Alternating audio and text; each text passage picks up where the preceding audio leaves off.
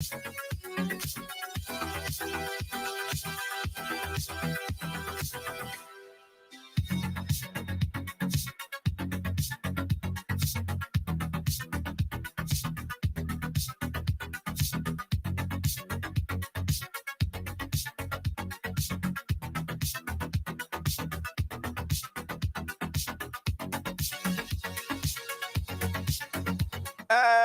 good evening.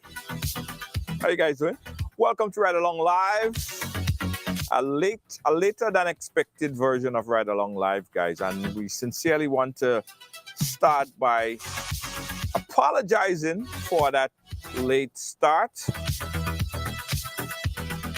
So a couple of things before we go on, guys.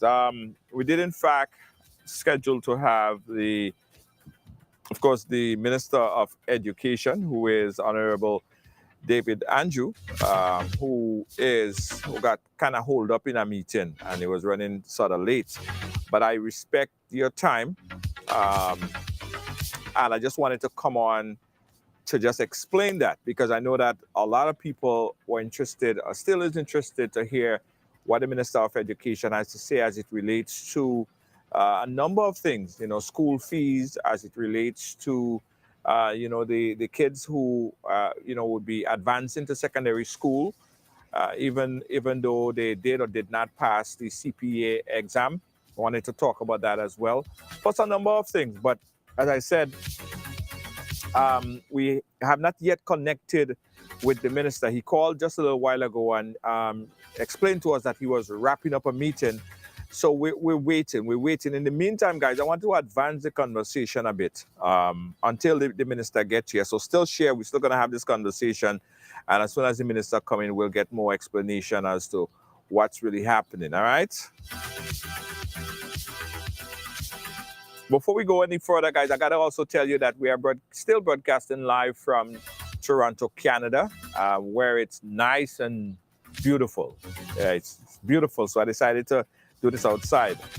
Hey, Tio, how you doing? Thank you so much, Tio. We appreciate you. Wendy Charles, thank you so much. Yes, guys. No, I appreciate you. Thank you so much. And we'll also want to wish, say, a very happy birthday to one of our our colleague here, close colleague in many different ways, a top fan, a friend, and a supporter of this platform from probably day one. Lydia James, thank you so much, and happy birthday to you. I hope you're having a great day today. Thank you. Suzanne, thank you so much. So again, guys, I still want you to share the program, because this is a conversation I think that is important to have. I've heard it in other circles. People have been speaking about it, and everyone have a different view on it. It has to do with advancement in the students that have not yet passed or did not pass the CPEA, or in my time, the Common Entrance Exam. Now, a lot of people are still very upset that is in fact happening, right? Now, I want to share a little story on it. I don't know if some of you guys have story on it as well, but I'm going to give you my point of view on it. And as soon as the minister comes in, he'll explain the rationale behind the government decision to do that. Okay? So still share, guys. Still share. Universal education. Yes, we're going to be speaking about universal education. Now, when I heard that was in fact the case, and the government of Grenada would be advancing all students to secondary school, and in fact, if they did or did not pass the CPEA or Common Entrance Exam, I thought that it was an ambitious move, a big move, right? But what I think that should have happened a very, very, very long time ago. A very long time ago. Because you see, the thing about it is, not every student or not every person could sit and take exams. Me in particular, when I was going to primary school, of course, I passed the Common Entrance Exam and I went to SAS. And some of my other family members who was as intelligent, even probably more intelligent than me, some of them did not pass the CPEA exam, not because they didn't know the work, not because they couldn't understand the mathematics and the arithmetic and the reading, and not because that is a fact, right? We went to the same parents, same schooling, same teachers, everything like that. The problem is, in most cases, guys, some people just cannot take exam. But that doesn't mean that they are, as they say in local parlance, dunce. If someone cannot take an exam, it doesn't mean that that person is not intelligent. Some people get anxiety, get exam anxiety. And the minute time they sit to take an exam, they go blank. But take that person, right, and do an IQ test on them, and you would realize that you can't beat that person in terms of with the IQ or the technical skills. It far surpass a lot of us. Let me share this, guys, because let me share this on some other platforms here. I forgot to do that before I start the conversation. I want you guys to share it as well, because I want your input on this. I know a lot of people saw that the minister didn't come on as yet, so they're hesitant to come in the room. So let me just notify a few of for other platforms by cross posting over there, so we could have this conversation. It's very important. And share it in some groups as well. Right. Akeem, how are you doing? All right. So Marsha is saying that she thinks that they should have waited for technical skills to be fully enforced in the school. Some children will be left behind. More strain on the teachers. All the input is very, very, very necessary. Very, very necessary. And let's talk about it. Okay, let me share it. Let me cross post in a few of my groups. And then let's start to have this conversation. All right. Very good point and valid point. But I think that for years, the educational system, right, has failed a lot of our youths. I think the educational system has left a lot of people behind. That's my belief. I remember a virgin that I went to school with, a good friend that I went to school with. Guys, as you come in, go ahead and share the program. This is a conversation we're having on the educational system if you just came in, and then the minister is going to join us shortly. So I remember a friend that I went to school with, and this particular friend of mine, he was one that back in the days we would have said that boy dunce, right? He was one of my best friend. This guy went into Form 3 or 4, and he was so frustrated because what they was teaching him was not what he wanted to learn. He was not the kind of person who probably got 100 in mathematics, or he probably was not the best person to get or know everything about history. And back then, the history that they was teaching us was about Christopher Columbus and all of this stuff. He was very apprehensive about learning this thing, so he never really took it in. That's not his fault. When that virgin reached Form 4, he was so frustrated, he dropped out of school. And he decided that that is not for him, and he went into a technical trade.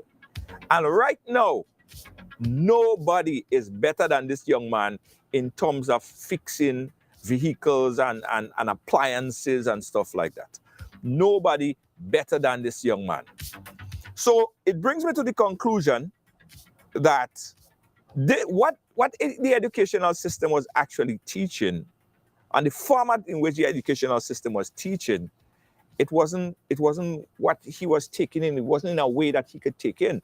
But they judged him based on how much he could have retained in terms of American history, how much he could have retained in terms of geography and probably mathematics and stuff like that. Right now, that brother, if you hear that brother speak, very articulate, he's a self-driven individual. He fixes all kind of devices. If a plain engine break, he could fix it. But at the time, At the time, that brother could not, the way how the system, the way how they was pushing that education on him was not for him. Right? So it goes back to my initial point about the educational system and how the educational system has failed a lot of people, that left a lot of people behind, that became frustrated, right? And we feel that one, if you end past common entrance, then you have to, that's the end of your education. If you end past common entrance or CPEA, then your education ends right there. And most people don't go on to do what we call at the time school living and all these other things, and then which again is more pressure, because they say most times if you don't pass common entrance or CPA or common entrance at the time, passing school living. So their education done, it finished. They have to go and find something to do, whether it's some other thing that they got left behind. But who to say that these individuals that we left behind, who to say that they are not intelligent in many other ways and in many other things that they could do in technical, with their hands, technical or trade or what have you. The educational system, I believe, failed them. And a lot of the teachers, I believe, even back then, no, they did. I'm not bad talking to teachers on them, because I believe that, we had excellent teachers. We still do have excellent teachers. But the teachers was basically scoring you based on how much you could retain about Christopher Columbus and how much you could retain in terms of this mathematical equation. But there might be another way that you could do it, but they teach you in a certain way that you have to retain it and understand it this particular way. When the exam comes, that's what they want you to implement. That's how they want you to implement it. It's strictly to that format. But really and truly, guys, there are many other ways which we've learned over the years to do things. So I firmly believe that the educational system failed a lot of people while growing up. That's my point of view. All right, let me get some comments right there. Anna is saying, the old system failed thousands of young people. I could testify. She could testify to that. Right? Now, being able to pass a test is not education. Being able to pass a test is a skill. Some people know how to cram. Some people know how to cram things just to pass a test. But does that mean by you being able to cram whatever or retain this information in your brain real quick? I want to think so I could open up the phone lines. Bear with me. Right. Being able to cram for an exam don't make you intelligent. It don't make you smart. No. I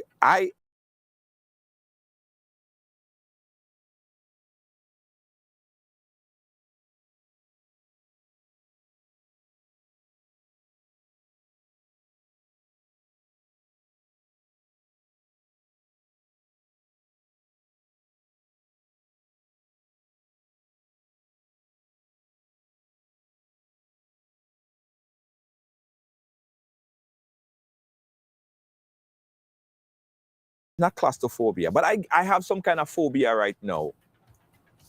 I went to take a real estate test the other day, Dred. And I study that real estate exam. And I knew, you asked me any question about the real estate test, and I could tell you. I sat down there, Dred. And here's the thing that messed me up. When I see I am at question, say there's 100 questions, and I'm at question 75, and other people around me finish and get up and they start to leave, and I'm like, damn, that means I'm going real slow.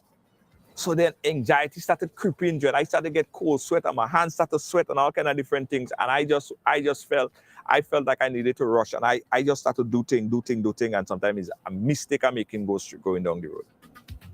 So in a lot of different ways, guys, some people do not understand or don't know how to take an exam. The educational system has taught us or try to teach us not life skills, not long life skills, but the skills of how to take an exam. But how good is that for your future?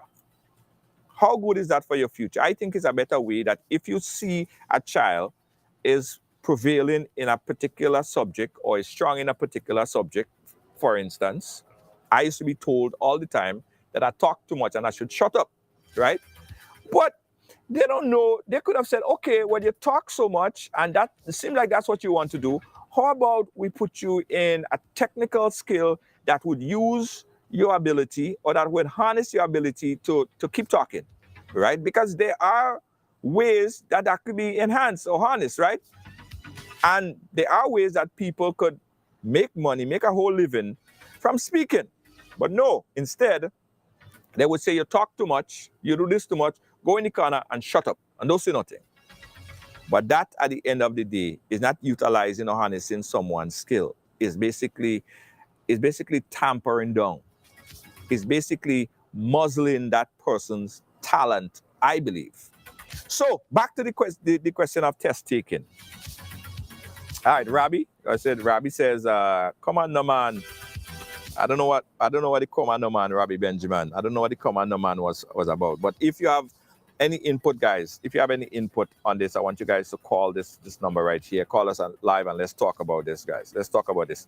718-701-5720. That's 718-701-5720. Not all kids are academically inclined that can grasp something technically just by looking at it being done.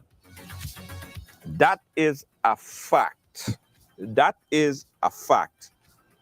Now,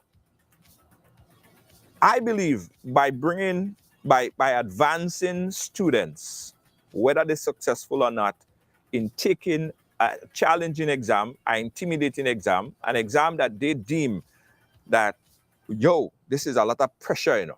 This is real pressure. People get anxiety and the kids and them start to go inside there and they sweat and they come out and they don't pass. But is it that they're not intelligent? You are now telling them that you are not smart, you are unintelligent. And worse, everybody's name get printed in the newspaper. So the whole nation, the whole world, everybody all over the place know that you fail. Now think about the anxiety that a young person have to go through, dealing with the potential of failure. Think about it. It's a lot of stress. So I say, my point of view, your point of view might be different. If the kids are advanced all the kids are advanced and given the opportunity to a secondary level of education, and the teachers could look at each individual child, right? That's where visionary teachers come in. That's where teachers that not just telling a child to shut up because he's talking. The teachers then look for the skill levels that each child has and say, okay, let's harness that talent, right? Because, yeah, you can take a test, but you are very good technical, hands-on person, or you're good at culinary skills. You could cook real good. You know how much head chef that is needed to work, whether on a cruise ship, whether in a hotel. There are so many different things. Now, that person that could cook real good, they're probably not the best at history. They probably cannot sit an exam, but you can cook better than them, right? Hey, good evening to you. So what I'm saying is a two-pronged approach. Let me put the number back up there so I know people that may disagree, and it's fine to disagree. It's no problem to disagree. It's actually good when you could have a debate, when we could, you have your point of view, and we could debate it. Shirley say, no child is dunce, but apply themselves in different stages. And that's how I believe. That's how I believe. The two-pronged approach to education, I believe, is one, no child should be left behind. No child should be told that they're dunce, they're dumb, they're stupid, they can't pass, they can't advance to a secondary level of education if they can pass a test that is so strenuous on them, that could determine the whole future, that could decide if they get if they get a work in a bank or if they go and roam the street and cut grass. This is how monumental this decision is. This decision of passing this test would dictate in the regular flow of things. This decision is dictating your entire future. 718-701-572 is my number. This test, ladies and gentlemen, is a test that is and will dictate a child's entire future. And these kids that we're talking about are children, 13 and 14-year-old. Now, us as adults now, when we look back at it, think about it now. Think about it. When we put under pressure, what we just do? We just cold sweat. We can't take it. As adults, we can't take it. And think about that pressure that we put in now on kids that are 12, 13, and 14. You know what? In primary school, there was class A and class B. Class A was deemed bright and class B was dunce. Can you believe how exactly? You see, when you know better, you do better, right? When you know better, you do better. And in this day and time and age, when we look back at the educational system, when we look back at how demonizing this whole situation was, I think that is necessary that they make some kind of change. Now, I don't know if I said it, but I want to say it again. The two-pronged approach. One, advance every single child to a secondary level of education. Give children the opportunity. I heard people say that, but some of the students go disrupt the class. Some of the students, because they don't have the intellect, they don't have the whatever, they go just be a disruption to the class. Man, listen, what kind of archaic kind of crap that I hear in there? And I heard it on intelligent people saying this, right? How could you advance everyone to high school when the ones that are not in that brain, in that level or that criteria to learn, they would be disruptive to the rest of the class? Being able to not pass a test doesn't mean that you are a disruptive person. It just means that you can't pass a test. You can't pass that life-changing test that is being put forth, the pressure of that test. So how you could tell me, or how you could tell a child that you can't pass a test, so for that, you are done for the rest of your life? The people that are saying this, I believe, the people that are saying that, I firmly believe that they are probably those that could sit an exam and take a test, cram a test.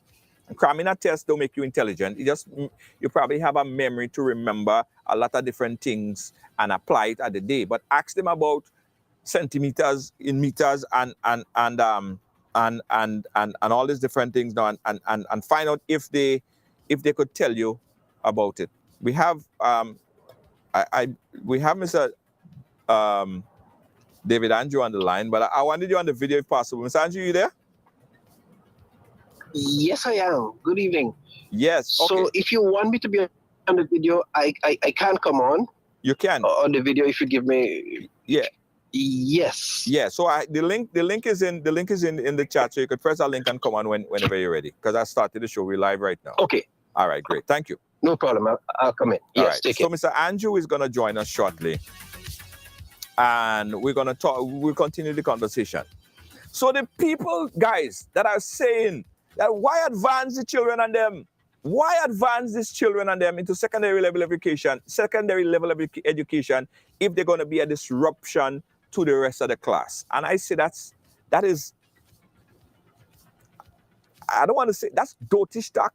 That is stupid talk. That can't be. And when I heard somebody say that, when I heard somebody say that, and I look at it, I say that person's supposed to be someone that have sense and people always listen to. Ladies and gentlemen, the ability to take a test doesn't mean that you are disruptive or a bad person. You are essentially telling children that they are dunce. You are essentially telling the children because they cannot pass this exam, they are unintelligent and they are dunce. That's what you're doing. Essentially, that is what you're saying.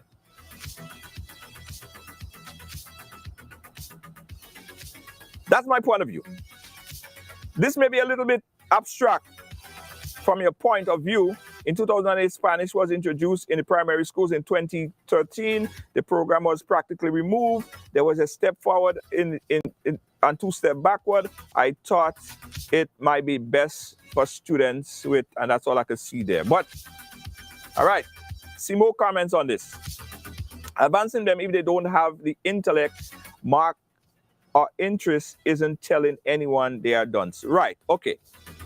Advancing them, advancing everyone and giving everyone the ability to a secondary level education is basically giving every child an opportunity,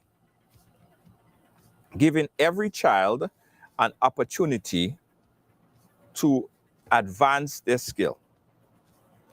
Telling a child that you cannot go and you could go forward is basically making that child that you deem cannot go forward because of that life-changing test that they are dunce.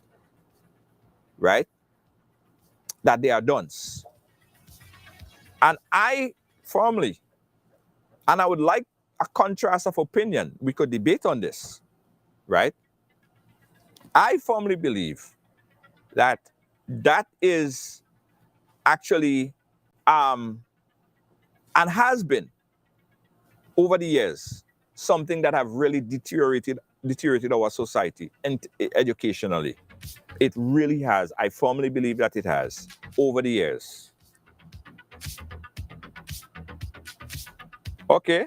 Okay. No. Okay.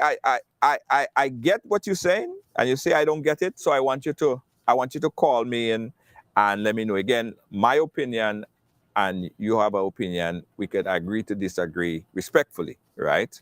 And I get that some people might feel that it is necessary to keep back or hold back the students, but I am saying, based on all the information that I've gathered looking into this year, it is better for a nation to advance every single student to a secondary, expose every single student to a secondary level of education. And once they get that ability to get that secondary level of education, then you look at their strengths, you harness their strengths, and you build on their weaknesses. Now, to think, okay, I see Mr. David right there. All right. Let's see if we can bring you in. Are you hearing me, sir? Yes, I'm hearing you. Good evening. You hearing me? All right. Yeah, I'm hearing you. Thank you so much for joining us. And I know it's late, but better late than never, right? Right. Thank you. And Yeah. I'm really sorry, but I had another engagement that ran much later than I anticipated. But Right. I'm No, glad I that I'm still understand. able to join in. I understand. Well, I advanced the conversation before you got here. The conversation about advancing students to a secondary level education, even if they Right. were not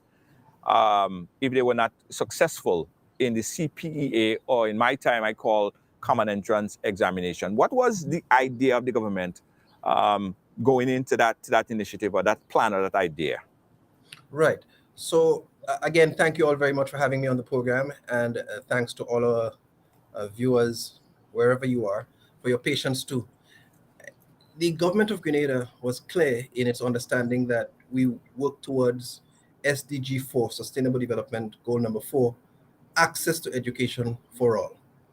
And I think that's the underlying reasoning behind it. We found that over the years, there has been quite a bit of stigma attached to persons being left back, persons being called quote unquote dunce, or using whatever other terminologies people use. And some of these students um, easily fall into the cracks.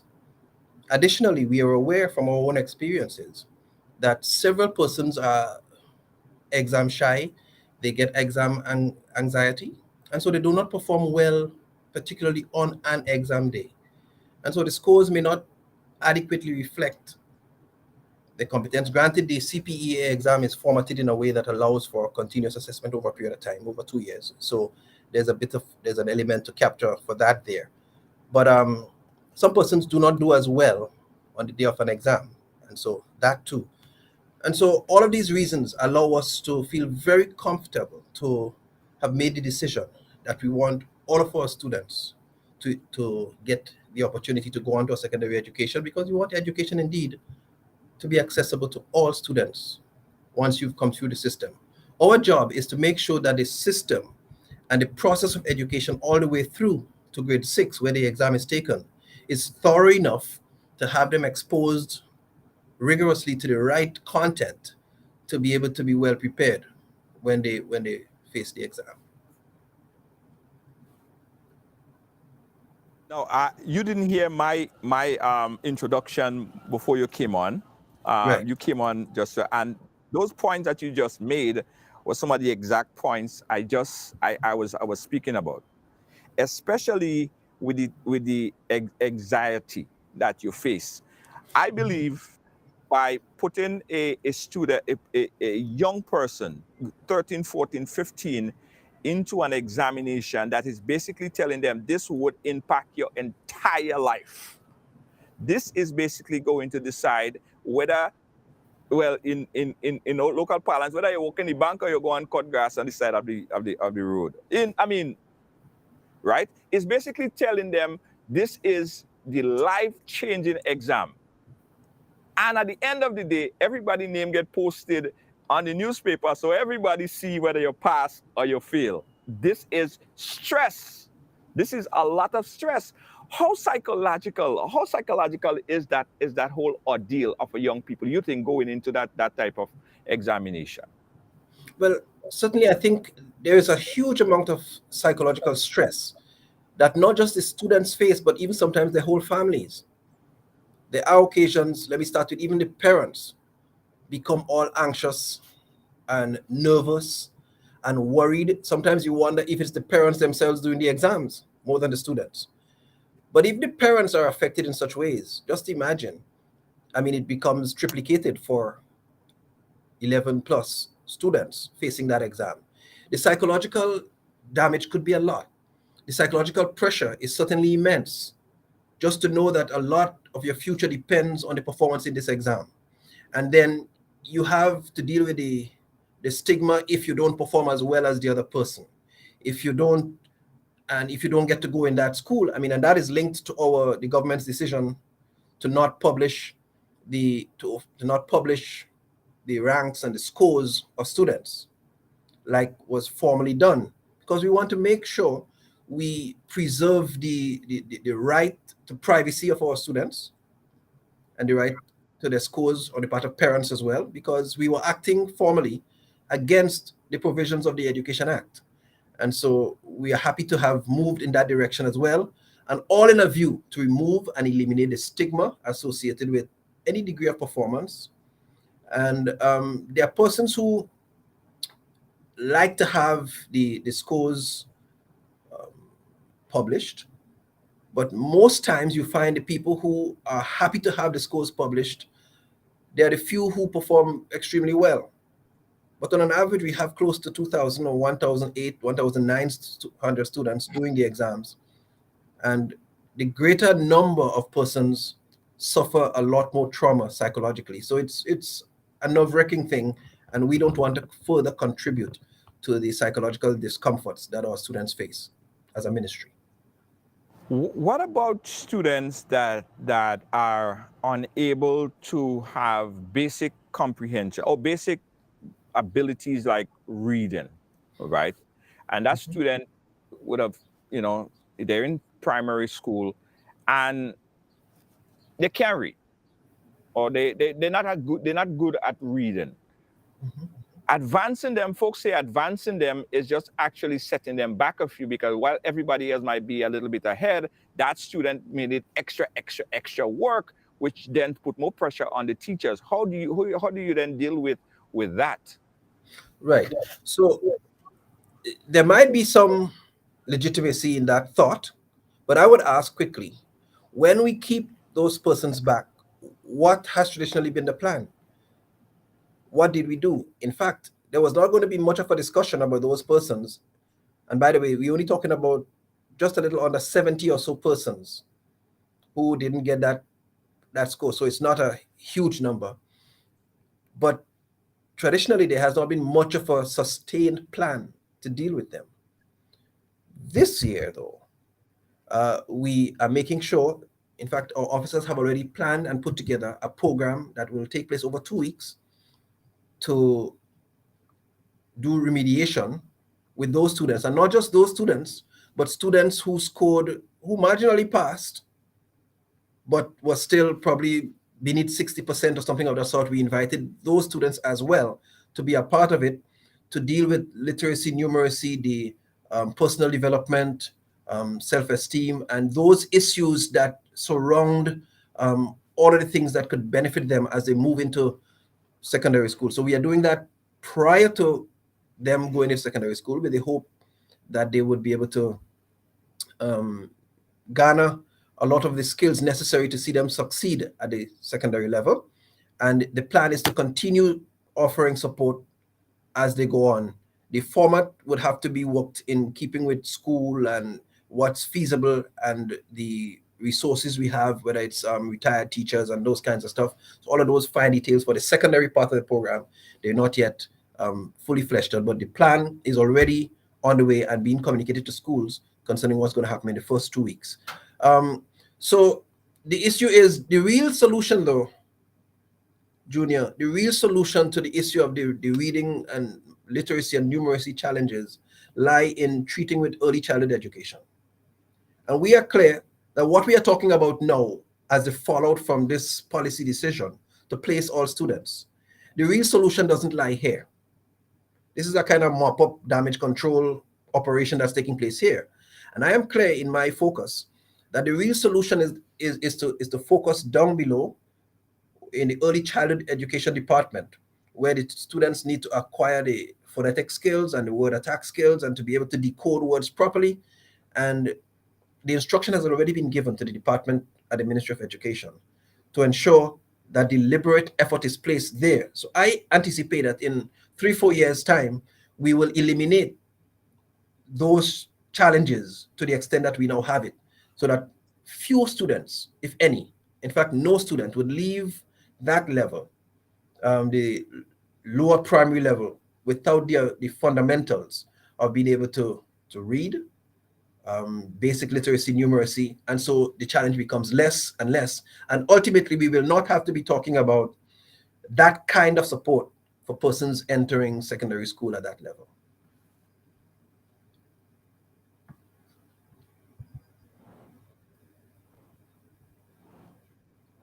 Yeah, I'm not sure if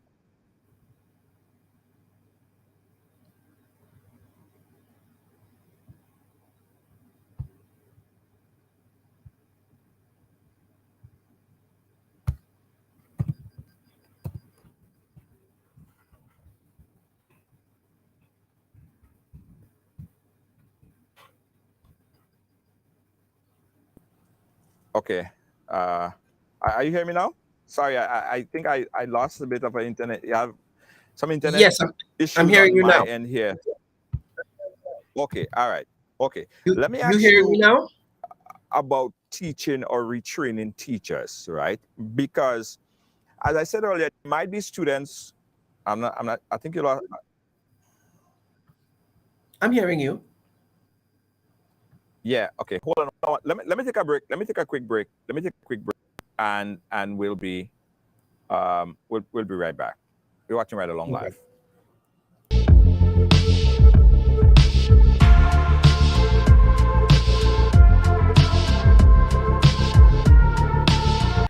Spice out, call Grenada.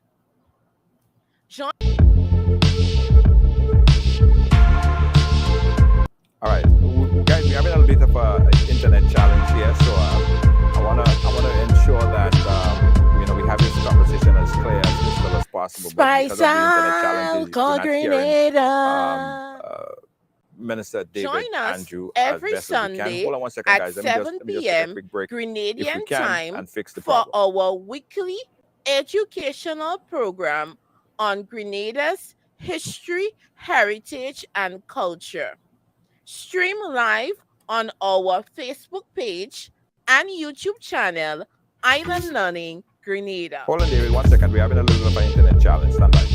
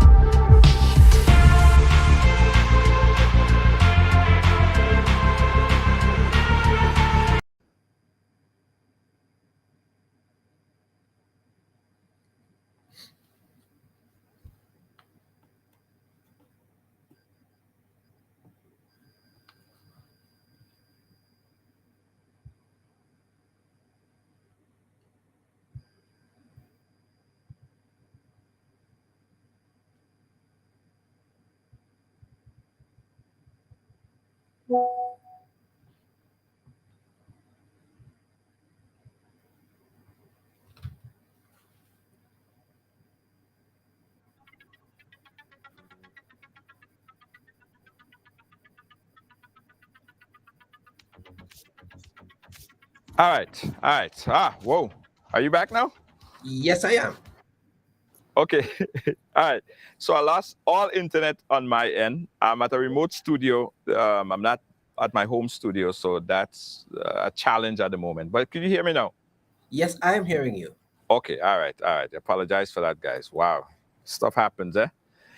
I didn't hear. I don't know if you heard my last question, but I was asking about retraining the teachers to be prepared for the students who might come into the secondary school education system and may exhibit strength in some areas, but weaknesses in the other. How are the teachers dealing with it? Case in point, in my situation, I remember I used to be always been told growing up that I talk a lot, but I end up getting into media, which I mean, that's what I have to do.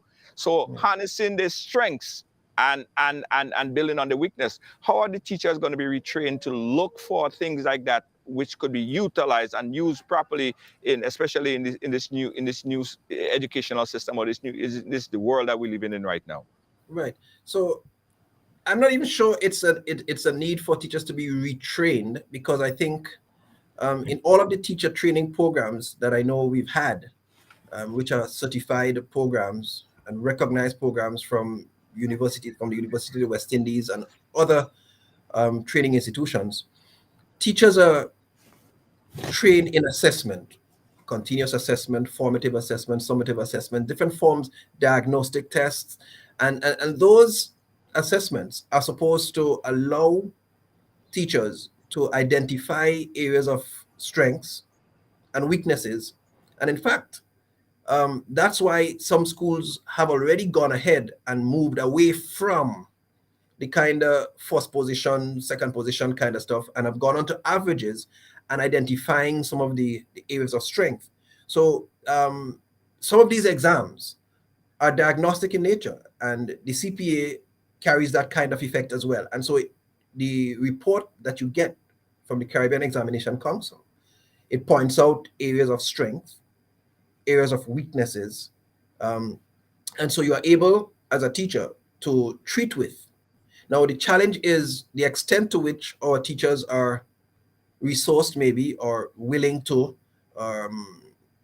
treat and to deal with the different learning abilities and to meet the students at their various needs. It will take, not might, a bit more organization, for instance, to group students of different abilities and like abilities to be able to have the faster learner be the group tutor in the class. But that's a strategy that you can use to be able to allow for those different competencies to be treated with, because some students learn better from their peers than probably from some teachers on some topics. And so those things can happen. And so do we need to retrain teachers? Probably resensitize, probably have our supervisors who go to the schools, our education officers and our curriculum officers emphasize it more at schools with our principals. So there's always a need for refocusing and re-emphasizing it. But I think it's already there. It's a matter of trying to ensure that over time we continuously hammer it so that it becomes almost second nature and best practice across the education sector.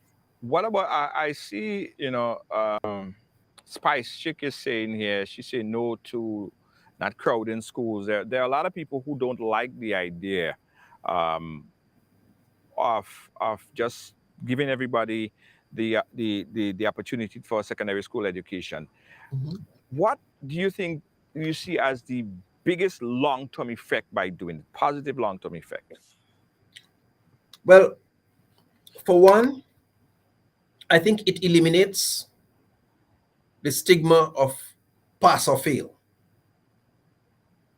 Because some persons, whether we like it or not, have a hard time recovering from the fact that they never passed. I know people who are adults, probably in their 30s, 40s, and they still suffer because people still say you didn't pass the common entrance.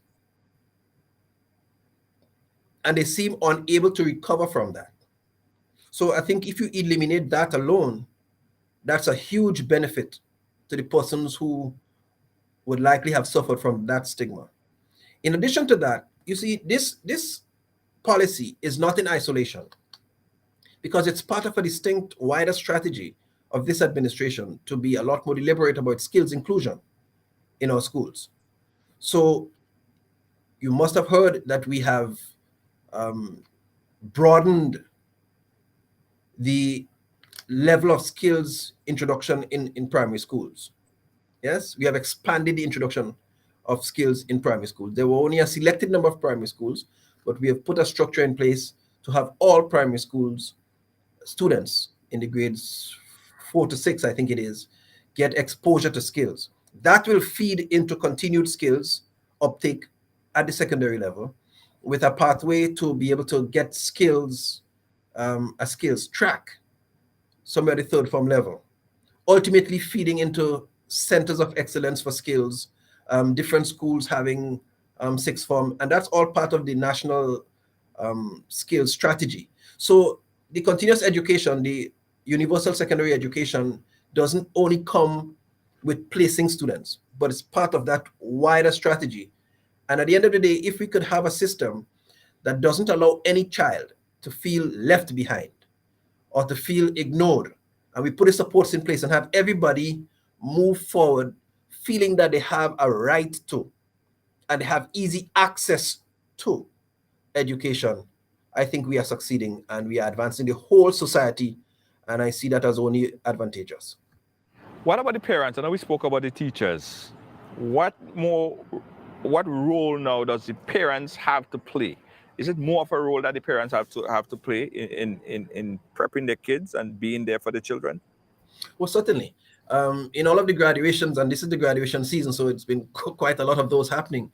When I get the opportunity to challenge parents, I let them know that probably even more important than the teachers is the role that a parent plays. And parents need to do more. They can't leave the children totally up to the teachers and the school. It's my child, and I must put time, put effort, ensure that work is done. And there are a lot of parents who do. And some of those parents, sometimes they're keen. Sometimes at the primary level, teachers might say some parents get too involved, like in some of the requirements for some of the CPEA exams, for instance, the Caribbean Primary Exit Assessment. But we want parents to be involved. The research indicates that the more involved parents are, the greater the likelihood of success for children, for their own children and our students. So we want parents to get involved, make time for the children, ensure that the children dedicate specialized amount of time for completing assignments, for getting things done, have routines for them, support them, be interested in their schoolwork. The PTCs, the parent-teacher conferences, you always need to be following up and showing interest in what's happening with your children. And in that way, you wouldn't have the case where a child gets to Form 5 or Form 4 and you did not realize that the child didn't have subjects to do. Sometimes you hear these stories and you wonder, well, where was the parent all along? How could this have unfolded for 5 years and it seems to be a surprise to you down the road? So some of these things happen. And so the more involved and supportive the parents become, the better and the greater the likelihood of success. Yeah. Skills training. The need for skills training is very, very important. What is being done to figure out the kids that have specialized skills and harnessing those skills? Right. So I kind of alluded a little earlier to the fact that the Ministry of Education, the government has approved, the cabinet has approved our national skills policy, or TVET policy rather, and our TVET strategy. So the TVET policy is a document that was worked upon over the last few years worked upon by several agencies, the National Training Agency, TAMCC and NULO, who are the leading providers of skills education, the Chamber of Industry and Commerce, a number of other involved stakeholders. And the aim was to identify the gaps between the skills that the education system produced and the required skills for the workforce. And obviously there are huge gaps there, to the extent that while we say that we have employment issues in Grenada, unemployment that's kind of high, we still have lots of work permit being given for some technical areas. When we have major construction projects, we still have the issue of having to import some of the higher level of skills. So this gap, the skills policy, the TVET policy seeks to make proposals as to how to bridge it. The skills mapping tells us the direct strategies that we are going to implement over time to deal with it. And so part of that was broadening the access to skills in primary schools, so that even from a young age, children at primary level can recognize that there are viable and meaningful opportunities and careers in skills. We want to change to the attitude that people have towards skills and TVET. People have the attitude that it's only pursued by persons who are not smart, persons who, well, they're not academically inclined. And I have a problem with those assertions, because everybody could be academically inclined if we have the right methods, the right methodologies. And so probably the fault is ours. We have not found the way to teach and instruct that person properly yet. Or we missed critical periods in their knowledge acquisition. And so we want to deliberately change that outlook, and we want people to recognize, parents, students, teachers, that skills are for everyone. Because skills exist on a continuum where you have the raw technical skills, but you also have the engineering side, the design side, that requires just as much math and just as much physics.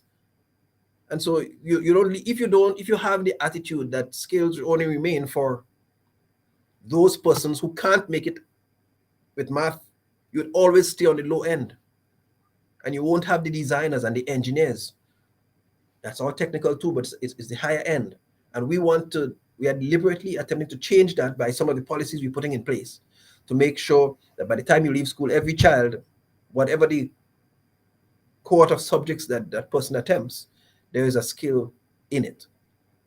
The ideal high school graduate must have one of those. And that is part of the policy. It's also going to allow for students to be able, at around third form, to be able to choose a track, be it in skills, that they might like. So that if they had the competencies, they have the access and they have the area to pursue it as well. So that's in the making, part of the policy. And then the issue of centers of excellence. So the idea here is to be able to have a number of schools, select number of schools specializing in particular skilled areas. So we are able to train persons up to probably CBQ levels 2 in particular areas in schools. Be it one area can be refrigeration and air conditioning. Another area can be furniture making. But in those areas, or textiles, in those schools, we would particularly allow for students to be able to go to that level there. And then the creation of centers of excellence, both in school and out of school centers that can be used by students in schools, as well as adults and other persons in the community. So I'm saying all of these things are there to help create the structure and the framework for persons who can be easily identified as having aptitude in skills.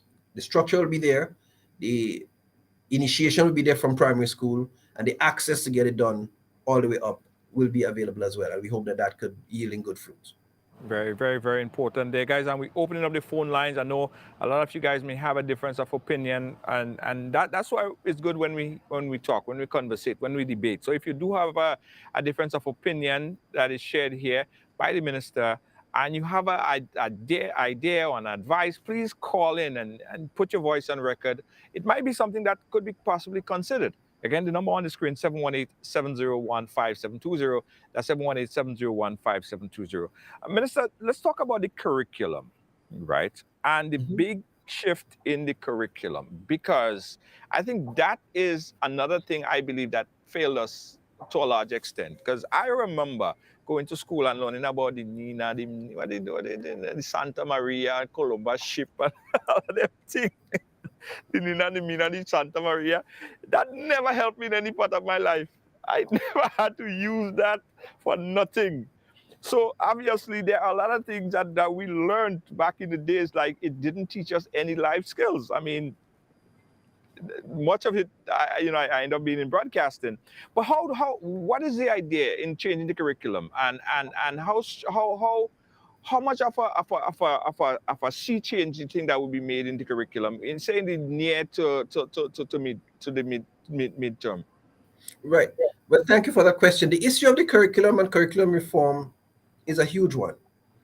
And I'm happy to report that there are a number of things that have already happened in relation to reviewing and revising the curriculum that we can talk about. So let's start with the issue of coding and the technologies. We are happy to report that since we got into office, we have actively introduced coding to secondary schools, recognizing that the technologies, the artificial intelligence, that's the way of the world. That's the way the world is going. And so the opportunities that exist in the area of technologies, we can't ignore. And if as an education system, we are not churning out persons who can more readily access those opportunities, I think we're failing our students. And so we've introduced the coding, and so we've engaged some providers, and there are coding clubs in several of the secondary schools. The intent is to expand eventually, but for now it's in secondary schools, and there are coding clubs, and the proposal is to have it done at a beginner, intermediate, and advanced level. And so that's happening in schools as we speak. So the technologies is being introduced. The issue of history, and you talked a bit about Columbus and the Nina, the Binta, and the Pinta, or whatever, and Santa Maria. And we are actively moving to have Grenadian history brought into the upper primary curriculum and the secondary curriculum. I mean, I was just looking around. I actually was given a copy of the textbook today that features Grenadian history. A copy was brought to me today. So we have Grenadian history, authored by a Grenadian professor, Dr. Nicole Dow, published by Collins. And as we speak, the plan is to have teachers trained and oriented. The curriculum has already been prepared. So the teaching material, curriculum prepared, training for teachers in the Summer Institute, which is just after school closes. There's a 2-week period where we do training with teachers in various areas. And so Grenadian history is one of the areas targeted for the delivery of training. And so teachers are going to be prepared The books have been procured, are being procured. I received my copy today. So that's going to be available for lower primary, upper secondary, to prepare them to take West Indian history at third form. So for me, that's a huge change in the curriculum focus. The Grenadian history, so that people will know who Gary was, they'll know who T.A. Marisha was, they'll know who Maurice Bishop was, they'll understand Dame Hilda Bino and some of the Grenadian history figures that very few of our students seem to know about. And so I'm happy that that is happening. There are other things too, like the music, that some schools are being outfitted with music labs, because we understand the value that music brings. Yes. We have a heap of talent. We have a lot of talented acts. I mean, our carnival is coming right around the corner, and we have a lot of local artists. And over the years, I'm not sure the education system has done sufficient to help nurture the talent and ability of those artists. And so we're attempting, let me just, right. We're attempting to ensure that this education system becomes more deliberate in producing more of these musicians and the creatives. And there's a big, I mean, we have done a lot as far as the creative economy is concerned and the emphasis on the creative. So we want to do our part in education as well. Obviously, we'd have to find out the best modalities, because to tell you we can find a music teacher for every school, probably it's not going to be as practical. But I remember, if we have to use a blended approach where we have from one centralized location, the lessons are streamed and several schools take it at a time, that can be done for music. We are also doing, reintroducing Spanish as a second language in primary schools. We understand the importance of tourism to Grenada, but we understand how limited the persons who speak a second language, that's a limitation in our tourism product here in Grenada. And as a person who I speak French, and sometimes we have such difficulty finding persons who speak French or who speak a second language. And because of how ready the neural networks in our brains are to acquire language in the earlier years of children's life, we're starting at the primary level. So in a number of the primary schools, we've engaged some of the teachers, we've engaged some persons who are willing to see in a select number of schools Spanish introduced. Again, here the challenge will be sustainability. And so we are looking at ways we can sustain that over time, but we appreciate that it's a step in the right direction. If we get the second language going over the next couple of years, we'd have a lot more persons who are prone to being, or who are disposed to being bilingual, who can better serve and add and augment Grenada's tourism product. So all for me, these are all exciting changes and adjustments in the curriculum as we speak that are happening. And these are taking place and happening. Those that are happening now are happening come September 2023. Well, that's good. All the work to be put in place. Because it makes practical sense to me that if someone learned the local history of Grenada, there's so many jobs that could be available for that. Like I went to Ghana and we had tour guides that took us to different places and they could tell us all about the history of that place and the history of that place. And I think I lost you again. I'm hearing you. Yeah, okay, you hear me. Right. So just from an employment basis, I could see how someone could live a life by knowing the history of the country, because they could become a tour guide. And there's a lot of money in tourism with that, just that product alone. So it makes a lot of sense teaching local history than trying to teach about the Nina, the Mina, and the Santa Maria. But you also said something there that I wanted to jump on really quickly. Artificial intelligence, right? Mm-hmm. Because it is being said right now, by the time most of the people graduate from university, like going into school now, graduating from university, by the time they graduate from university, AI would be able to do almost all the things that they learned in school in a much faster pace. How are we preparing to deal with artificial intelligence? Well, the truth is, and that's why we have to prepare our students to live, work, and operate through technological means, because that's where the world is heading. There is always going to be, though, the need for the persons who are going to master the technologies, write the programs, write the algorithms. And so we're heading in that direction. We did some, the CPEA exam, for instance, this year, for the first time, was written in 3 schools electronically, completely.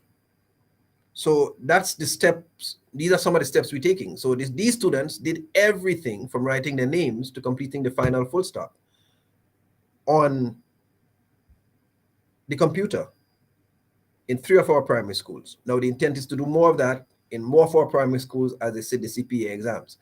And the technologies in schools, we want more of our teachers to integrate the technology by and large, but all of these things we know help to prepare our students to be able to fit, live, work in the rapidly changing technological era that we live in. And if they know how to navigate, it's a matter of upgrading and retooling as they go along. And that I'm sure they'll be able to do once they have it's like those of us who learn how to learn. It's not everything I know, but I know how to find it, where to find it, what to do, how to upgrade, and that keeps us on the cutting edge. And so once we equip our students with the technologies and that medium for functioning, even if the artificial intelligences change, they'll be up to it. They'll be the ones rewriting the programs, rewriting the codes, and that kind of stuff. And we would have prepared them to be able to function there. Absolutely, absolutely. Listen, I really wish that we didn't have all these technical glitches and we had more time, because there are so much other things I wanted to talk about, but time doesn't permit. To be running up on the 8 o'clock hour. But I really hope we could come back to talk more in depth about all these things, including, we have the question of school fees and other agenda items, which I'm sure a lot of our audience will be interested as well. But with the technical problem, I don't want to risk it and not have the information as clear as possible. So we're going to end it right here, and hopefully promise we could get another shot to chat with you in the next couple of weeks or so, where we'll be in a better environment to have a better conversation. No problem. I look forward to it. It's been my pleasure, though. Thank you for having me, and thank you for giving me the opportunity to share a little sneak peek into what's happening in education here at home in Grenada. Thank you, and blessings. Thank you, my brother. Thank you so much. All right. Guys, I promise you, when we're in a better environment, probably most likely when I'm back at my studio in New York, we're going to have the minister back again, because the technical glitches and the audio cutting off and the video cutting off and stuff like that, I don't like it. Let's take a quick break, guys. I got a summary for you. Don't move. We'll be right back. Yes, Grenada, get ready for the event of the year. The Technology and Innovation Expo 2023 is coming to the Trade Center, Monroe St. George, on Friday, 4th August. Immerse yourself in a world of limitless possibilities where technology and innovation collide. Join us as we bring together the brightest minds and groundbreaking inventions under one roof. You'll experience firsthand the advancements that are shaping our world, from innovative products and services to artificial intelligence and virtual reality. This event would be the hub of transformative ideas, emerging trends, and platforms for startups, to the showcasing of innovations, forging partnerships, and unlocking new opportunities. Save the date, Friday, 4th August 2023 at the Trade Center, Monroe St. George. Don't miss out on this opportunity to witness the future come to life. The Technology and Innovation Expo 2023. Call us on 456-1568, 437-1568, or email CaribbeanCodingAcademy@gmail.com to secure your spot. See you at the Expo. What do you know? The NLA is giving you an additional chance at winning in its Crazy Cash Second Chance Parish Giveaway. Yes! Starting June 10th, enter your non-winning Daily Cash 4, Daily Pick 3, or Playway tickets valued at $12 or more in a single purchase for a chance to win over $25,000 in cash. Be sure to write your name, address, and contact info on your entries before dropping them in the NLA branded box at your favorite authorized agent. Draws will be conducted every Friday starting June 23rd to July 21st, 2023 for every parish. That's a total of 105 draws of $250 each. Promotion ends July 14th, 2023. Must be 18 or older to participate. Other terms and conditions apply. NLA, making your dreams come true. Monday, July 3rd, the night before the holiday. Must play. It's paint, powder, water. You know, Dynasty, Homebase, West Point, and BFT present Dynasty, the official launch of Ledneck. Come see Ledneck live, performing his recurrent and 2023 Soca hits.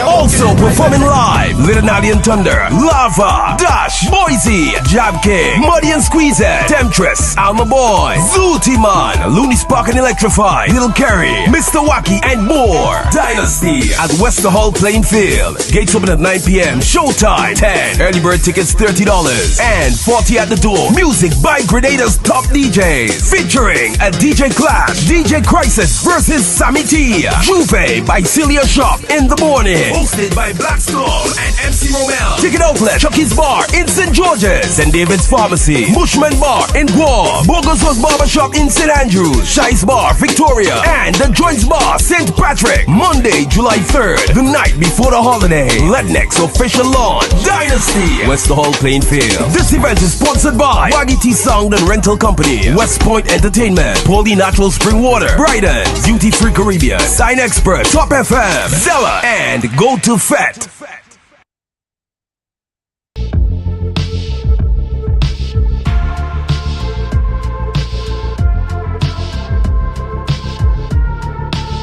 Spice Alcohol Grenada. Join us every Sunday at 7 p.m.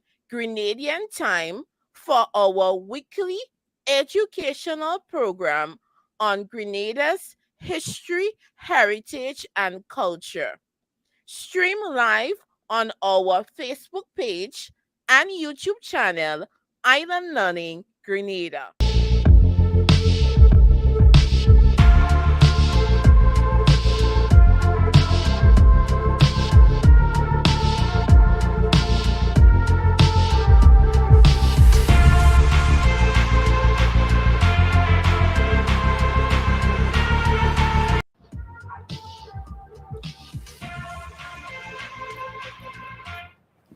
Yes, guys, thank you so much. Right Along Live is also brought to you with the kind compliments of the CSEC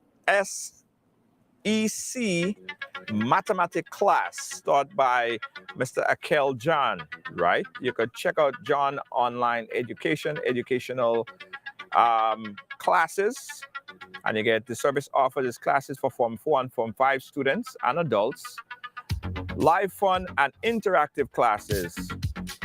For more information, you can call 473-404-9836, or you can WhatsApp this number, 473-425-2132. Remember, it's CSEC mathematics classes by Mr. Akel John. Registration starts on July to May 2023 to 2024. Price, 100 EC. Check them out online right now, guys, or give them a call online, johnonlineedu.com. Also, Right Along Live was brought to you with the kind compliments of this brand new political organization, CHGCP, for the people, by the people, in God we trust. For more information, check them out on Facebook. Hi, guys. Again, we thank you guys for joining us. I know we were late in the program, but it was important that we have this conversation. And I promise you guys that within the next week or 2 weeks or so, we're going to have the minister back on the program where we're going to have a more in-depth conversation about everything education and get you more interactive, because again, we had some disturbances, in terms of the internet. We're going to fix that. Of course, when we're in our studio back home, we're less likely to have these issues. All right. So thanks for watching, guys. Thanks for being a part of our program today as we come to you live from Toronto, Canada for the next 2 days or so. Thank you, guys. Catch you guys again. Not tomorrow. Tomorrow's a holiday. So we'll see you on Wednesday. Good night, everyone. Thanks for watching. Move, read, mud, bud. It goes like that. I play no wicked job. I playing a wicked job. They go off to say I'm mad. I playing a wicked job. I playing a wicked job. I playing a wicked job. They go off to say I'm all your pump, all your jump, all your wave, all your. Dad deserves more than just a day. Father's Day is a season, in fact, more of a lifestyle. So let's treat Dad with the comfort of simple luxury. At JTS Luxury Home, you'll find a wide assortment of bedding and furniture. Get that perfect piece to start off, or complete his man cave, or upgrade his bedroom to the most comfortable king size that he will truly love and adore. You can certainly buy cash or explore our credit options. Visit us at 467 Thomas S. Boylan Street, Brooklyn. JTS Luxury Home, where opulence meets affordability. 107 final radar contact 7¾ miles. 07, show my 77. Control, no problems on board here as we continue to make our final descent into the Maurice Bishop International Airport, Grenada. We are approaching our final descent. However, we do have some passengers on board inquiring about packages. Packages? What packages? Folks are asking about Monday night packages. Oh, they must be speaking about Amazing Colors. Yes, Master Control, we are aboard flight H473 on the descent to Grenada. What do I tell the passengers, Master Control? Well, just instruct them to head down to the Carnage. The mass camp is located right opposite the Rum Runner, where they could pick up all the packages for Monday night mass and Juve. Master Control, are you saying that they could get both the Monday night mass and Juve packages when they get to Grenada? Yes, of course. Or they could reserve the package online at mnngrenada.com. That's mnngrenada.com. Or WhatsApp 718-701-5720. We're on approach, Master Control, and we should be on the ground shortly. See you in the band. Monday night mass with a What do you know? The NLA is giving you an additional chance at winning in its crazy cash second chance parish giveaway. Yes! Starting June 10th, enter your non-winning daily cash 4, daily pick 3, or playway tickets valued at $12 or more in a single purchase for a chance to win over $25,000 in cash. Be sure to write your name, address, and contact info on your entries before dropping them in the NLA branded box at your favorite authorized agent. Draws will be conducted every Friday starting June 23rd to July 21st, 2023 for every parish. That's a total of 105 draws of $250 each. Promotion ends July 14th, 2023. Must be 18 or older to participate. Other terms and conditions apply. NLA, making your dreams come true.